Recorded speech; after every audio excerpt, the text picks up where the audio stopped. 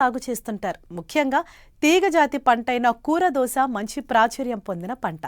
ఈ పంటకు అనేక రకాల పోషకాల సమస్యలు ఉన్నప్పటికీ అధికంగా బోరాన్ లోపం పంట దిగుబడులపై తీవ్ర ప్రభావం చూపుతుంది. ప్రస్తుతం పూత పిందె దశల్లో ఉన్న ఈ పంటకు బోరాన్ లోపం సంభవించే అవకాశాలు ఉన్నాయి.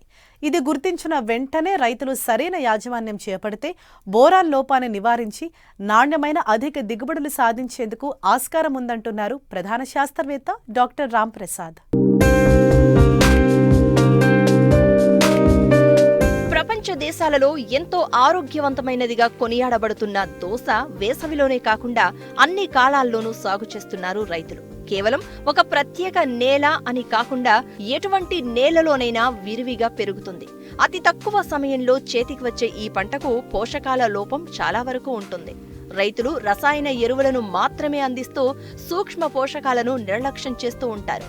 దీంతో పోషకాల లోపం ఏర్పడుతుంది. ముఖ్యంగా బోరాన్ లోపంతో పంట నాణ్యత తగ్గడమే కాకుండా కాయలు పూర్తిగా దెబ్బతింటాయి. దీంతో రైతులు తీవ్రంగా నష్టపోయే ప్రమాదం ఉంది.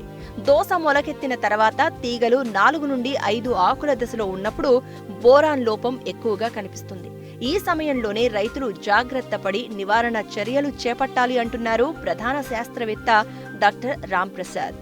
పూత పిందె దశల్లో ఈ బోరాన్ తీవ్రత అనేది ఎక్కువగా ఉండటం జరుగుతూ ఉంది.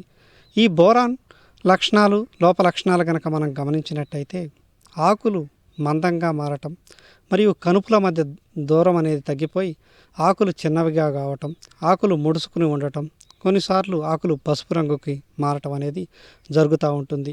అదేవిధంగా ఎదుగుతున్న లేత కొనలు కనుక చూసినట్టయితే తీవ్రత ఎక్కువగా ఉన్నప్పుడు లేత కొనలు ఎండటం అనేది జరుగుతూ ఉంటుంది.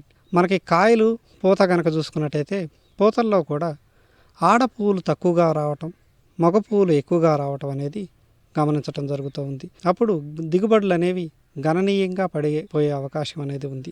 అదేవిధంగా మనం కాయలు కనుక చూసుకున్నట్టయితే కాయ లోపలి భాగం అనేది లేత పసుపు రంగుకి ఉండటం, కాయల పైన ఏదైతే తొడుముందో తొక్క అనేది దళసరిగా మందంగా మారిపోవటం అనేది జరుగుతూ ఉంటుంది. అదేవిధంగా కాయల పైన అక్కడక్కడ చిన్న చిన్న బుడిపెలు రావటం అనేది జరుగుతూ ఉంటుంది. అదేవిధంగా కొన్నిసార్లు తీవ్రత ఎప్పుడైతే బోరాన్ తీవ్రత ఈ దోస లాంటి తీగజాతి పంటల్లో పుచ్చ, అదేవిధంగా మిగిలిన తీగజాతి పంటల్లో కనుక ఉధృతి ఎక్కువగా ఉంటుందో అప్పుడు కాయని నిలువుగా చాకుతో కోసిన విధంగా ఉండటం జరుగుతూ ఉంది. ఆ గింజలు కూడా చాలా తక్కువగా ఉండటం, అదేవిధంగా దిగుబడులు కూడా గణనీయంగా తగ్గిపోయే ఆస్కారం ఉంది. 2 గ్రాములు బోరాన్ని 1 లీటర్ నీటికి కలుపుకొని 10 రోజుల వ్యవధిలో 2 సార్లు పిచికారీ చేసుకున్నట్టయితే ఈ బోరాన్ లోపాన్ని సవరించుకోవచ్చు.